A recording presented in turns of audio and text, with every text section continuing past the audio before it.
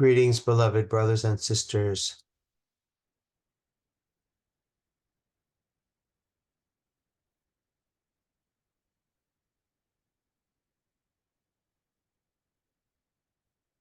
The world you live in is completely based on the choices that you make. It's where you put your attention and what your intention is.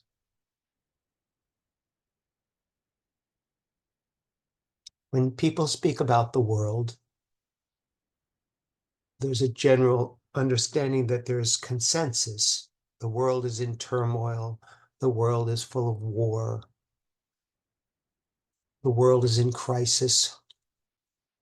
But actually, the world for you is the one that you are creating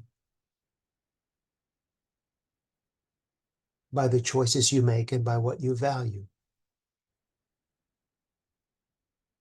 And even though other people are quite sincere in what they're experiencing, that's their world. And your world is up to you. It has to do with what you choose to see, because that is what you will see.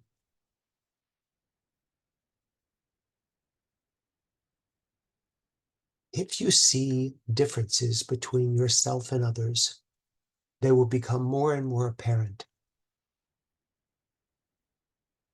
If in your relationships you focus on what you don't like, what is different about someone else than you, those differences will become paramount.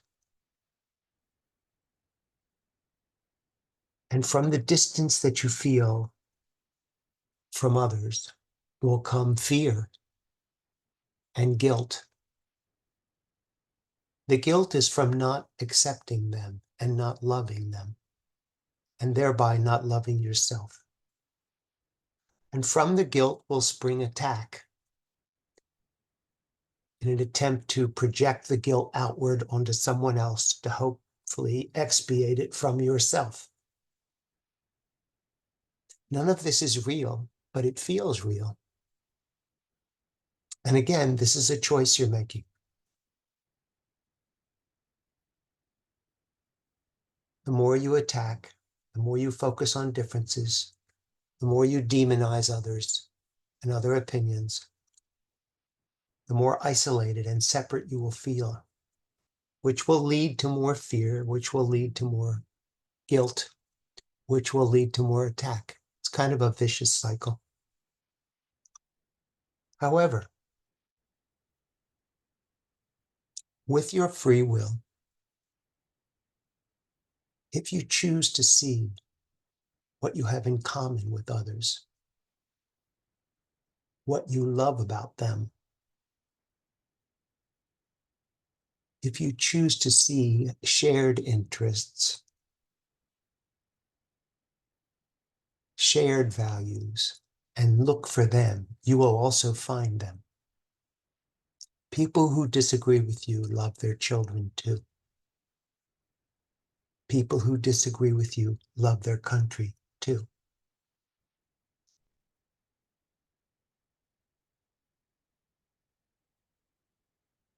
And once you realize that it's up to you what you see, you can seek out the places and the things that you have in common, and your fear will reside.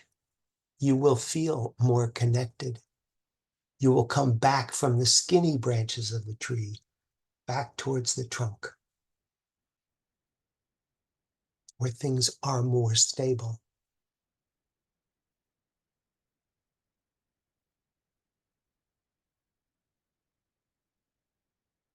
Once you realize there's nothing to fear, you'll also see that there's plenty to be grateful for.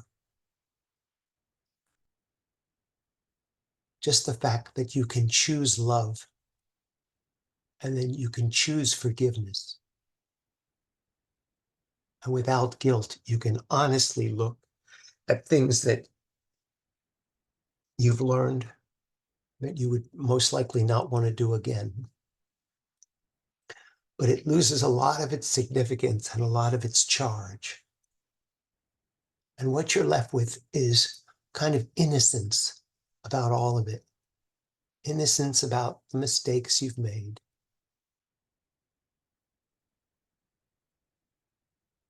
And other people's innocence about what they're so sincere about.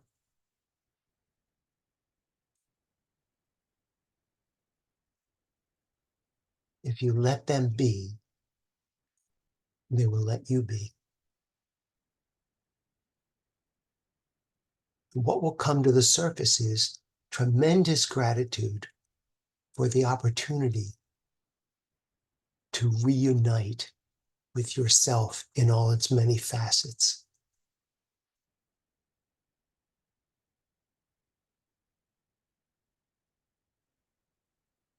Closer to the trunk of the tree, you get to access love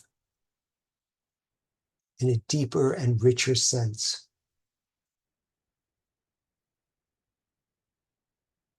Love in all its many forms. And after a while, everything looks like love.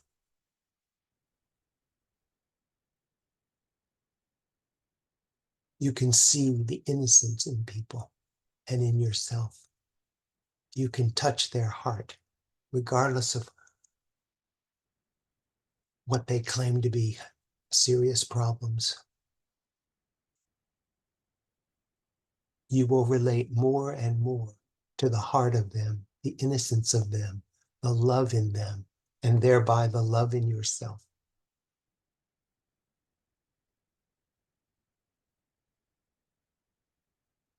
What a wonderful world of your choosing.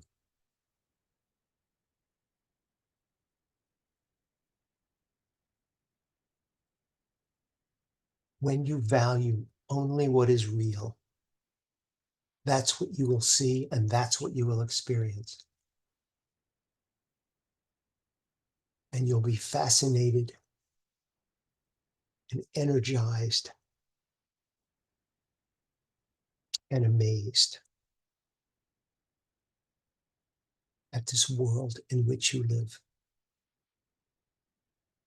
and which you share with everyone. I love you very much, and I'll speak with you again soon.